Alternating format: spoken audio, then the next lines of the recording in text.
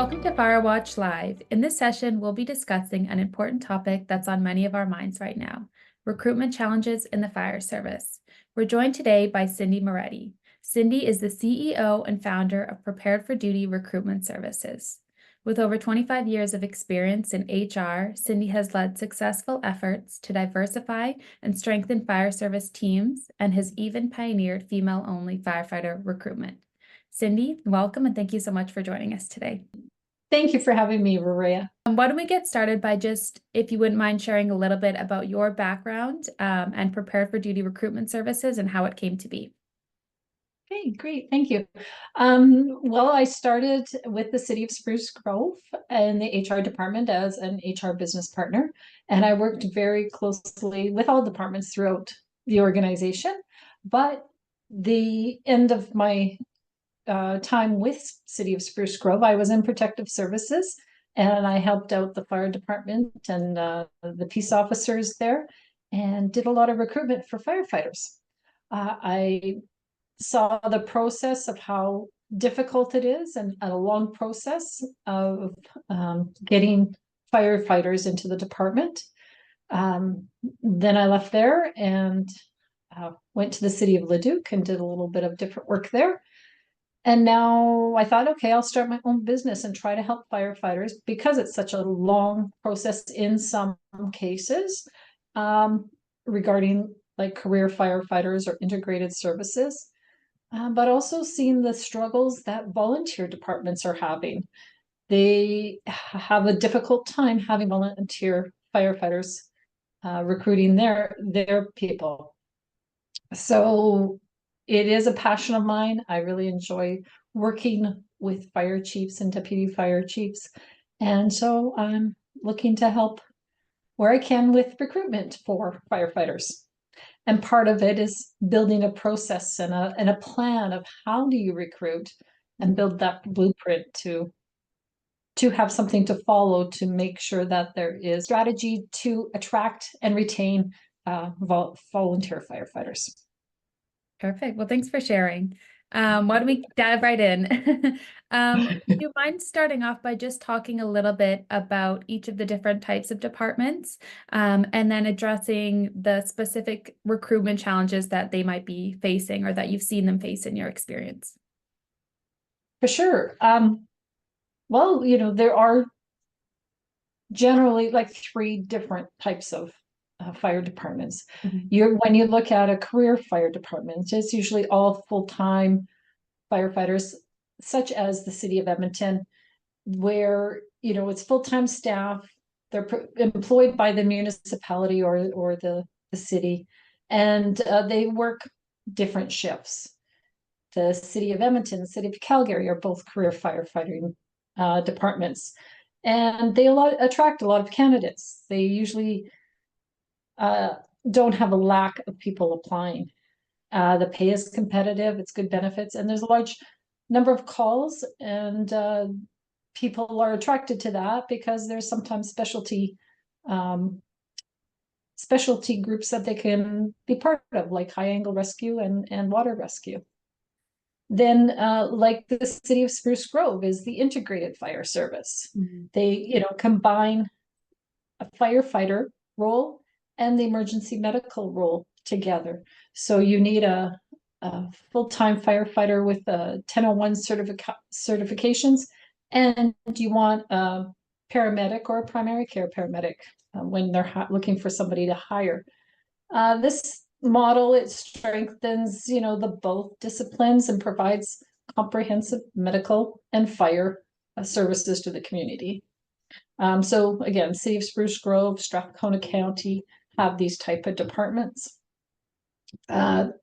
These type of departments are sometimes harder to attract people because they require the 1001 certifications and the emergency medical side, like as a minimum of primary care paramedic. So people have to have higher qualifications and come with that. So it is sometimes a little harder to attract those type of people, to make sure that they're qualified. But they have good wages, and they are very busy with both the fire and the medical side of things. And they also switch their roles from ambulance to fire truck So they get a good variety between the two different roles. We have the the volunteer fire departments, and the staff are usually paid on call. There's only a few true volunteer fire departments left out there. Mm. But when a person is called to an incident, they are paid for being called out. Mhm. And these departments may also have some full-time chief officers like your firefighter, or sorry, fire chief and deputy fire chief, depending on the department. So it is more common in the rural and smaller communities such as the town of Didsbury. Mhm. These are dedicated individuals where they balance their regular time job with their commitment to the safety of the community and respond to emergencies as needed. With these departments, they have the hardest time recruiting and retaining people, the volunteers. And when we call them volunteers, it's not a true volunteer. Mhm. I'd like to change the perception of that and call it community firefighters. Mm. They are being paid for the time that they come out to scenes, and they're also paid for training. So volunteer is not the same as a true volunteer Mhm. anymore. I think these terms better reflect the roles and acknowledges that they're often compensated for their work. Mhm. But it is challenging still out in the rural communities, finding willing participants, recruiting community members, especially younger individuals, because they're often looking for a work-life balance. So some of the challenges are finding willing people to participate in learning about the fire department and taking the training and being on call in a way when there is an emergency to come out. People have a lot of responsibilities when it comes to community firefighters, and they have to balance their job and then the time when a call comes in. So there's a lot of families out there. It's difficult. And with things so expensive nowadays, they have to make ends meet. Mhm. And and time is valuable as well. So that's kind of a challenge to find somebody who is really truly interested in becoming a community firefighter. And then there's the training, and you have to be prepared, ensuring that the the firefighters receive the proper training, because it is a dangerous job out there. You want to make sure they are trained and ready for the demands of the job, and making sure they have the right knowledge and that they come home safe every day, because that's what we want, is everybody to come home safe. So those are some things that these people that come and commit to these type of roles, is learning how this job is and how dangerous it can be. So training is very important, and that commitment needs to be there for training. And then another challenge for these departments is response times. Mhm. When somebody's working at their regular job, they're not may not be located close to the scene, and takes time to get there, or they can't leave their job right away. So it's very challenging in getting enough people to the scene so that they can properly respond to it. So that's where the employer support is so valuable in these situations, that they allow their employee to take the time to go help someone in their community that needs the help when there's an accident. And so working with those employers and helping, finding a way to get a good balance for each, that they can support these community firefighters. So I'd like to compare participating in a community sport team like soccer to serving your community as a firefighter. So a community firefighter is dedicates specific time to training, Mhm. which is typically scheduled on specific days much like a sports team dedicated to practicing a week. Mhm. And I look at responding to emergency calls as similar to playing in a game, where you apply what you've learned during the training. Both activities build bonds, camaraderie among participants. And so, but the key difference with a community firefighter is that they're paid for their responses and training.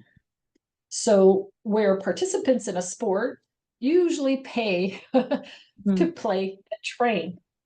So, if people would just start thinking, oh, I can get paid to do the work I love, then hopefully we could build more community firefighters in smaller rural communities. So I just like the analogy. Wonderful. Well, thanks for sharing. And I really do like how you reframed that from the volunteer firefighters to the community firefighters. I really like that reframing of the term. So in your experience, how might departments effectively address these challenges? Great. Yeah, no, great question. Career fire departments and integrated fire services typically have large pool of candidates to select from during their recruitment process. While these departments also need to evolve and adapt to changing circumstances, it's the volunteer fire departments that often face more significant challenges and must implement targeted strategies to overcome them. So, for example, enhanced recruitment campaigns. Volunteer departments can run targeted recruitment campaigns that highlight the benefits of being in the community and being a community firefighter, such as the skills that they gain through the training, the sense of community and the belonging to the community, and the opportunity to give back. These campaigns can be used on social media, local events, and partnerships with schools, businesses to reach that broader audience. I know there's some other examples where they've highlighted a new recruit, and so people get to know them in the community as well through the social media efforts. So it's really trying to get people to know and understand what it is to be a community firefighter. And having a little bit more flexibility with their training programs. So it is, busy schedules for everybody and trying to fit in, just like that soccer practice. There is a commitment to the community firefighter to attend training every week. So their practice. But maybe a department can be a little bit more flexible in the training, including weekends or evening sessions or online in some parts of the training that they're doing. This can make it easier for individuals to commit to the necessary training without interfering with other responsibilities. But the benefit that the community volunteers or community firefighter is getting from this is that they're taking that training. Training is always so valuable to people because it goes with them. It doesn't stay behind when you leave the job. And this training, if you're working towards the certificate of a 1001, that is a good opportunity for your future if you were to go to another department. So it's great to have training and be paid for training in some of the cases, and then walk away with certificates. And then employer partnerships. So developing partnerships with local employers can encourage them to support employees who volunteer as community firefighters, and recognizing supportive employers publicly and offering them community service awards can incentivize more businesses to participate. So those are just a few of some samples of what can be done to help attract community firefighters. Well, those are all really great examples. Thank you for sharing. And do you have any specific success stories or a specific example of a department that has implemented some of those and effectively been able to navigate those challenges? Yes, I do. When I was working for the city of Spruce Grove in the Protective Services Department and the fire department, I completed a female-focused firefighter recruitment in November of 2018. So this was the first time we did that. We had to do some research and look into Alberta human rights. The Alberta Human Rights, Section 1001 of the Act says that it is not a contravene of the Act to plan, advertise, adopt, or implement a policy, program, or activity, as long as the objective of the program is to improve the condition of disadvantaged persons, classes, or including those who are disadvantaged based on protected grounds listed in the Act. So we realized in our community there was very low female representation firefighters, and our community was based of roughly 50% female, 50% male. So our goal was to increase that representation of our female firefighters, so that because it's an integrated service, the medical calls, etc., it is good to have a female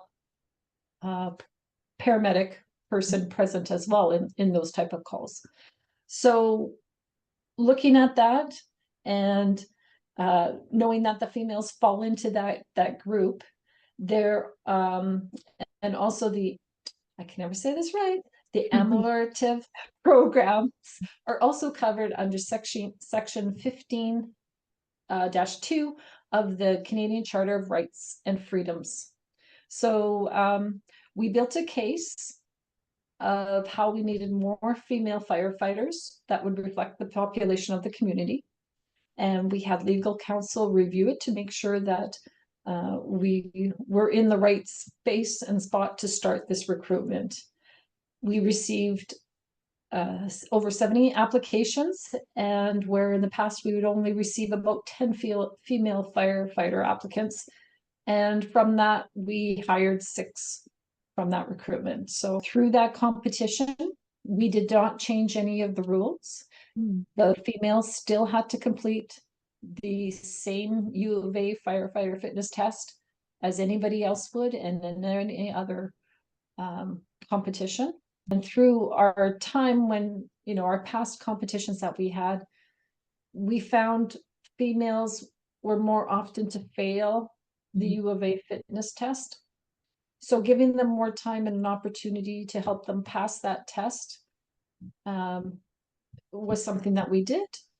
And if you need more information about what we did for our female recruitment, feel free to contact me, and I'd love to discuss more about that. Perfect. Well, thank you so much. That's an incredible initiative that you've started there. So congratulations, and that's great work that you've been doing. This has all been really great insights. Do you have any final thoughts that you wanted to share with us today? I guess, volunteer fire departments, especially like in the rural and smaller communities, face unique challenges that require strategic approaches to overcome. So I think renaming volunteer firefighters to community firefighters can better reflect the role of those people. And strategies to improve recruitment and flexible training are just a few ways that will help volunteer firefighters continue to effectively serve and protect their community. So, and I think that also those are just a few ways, but there is also more, and it's better to build a strategic plan and slowly chip away. It does seem overwhelming of how much could be done or should be done for these departments, but building a plan, working at it is probably, is a good approach to trying to make things better for attracting people in your community. Perfect. Well, thank you so much, Cindy. This was a great session, and I'm sure all of our viewers gained a lot of very valuable insights. If you would like to learn more about Cindy and the work that she does, you can visit her website at preparedforduty.ca. She's also active on LinkedIn, so feel free to connect with her there as well. It's Cindy, and Moretti is Moretti. Thank you, Cindy. Perfect. Thank you, Maria. It was my pleasure to discuss this topic with you.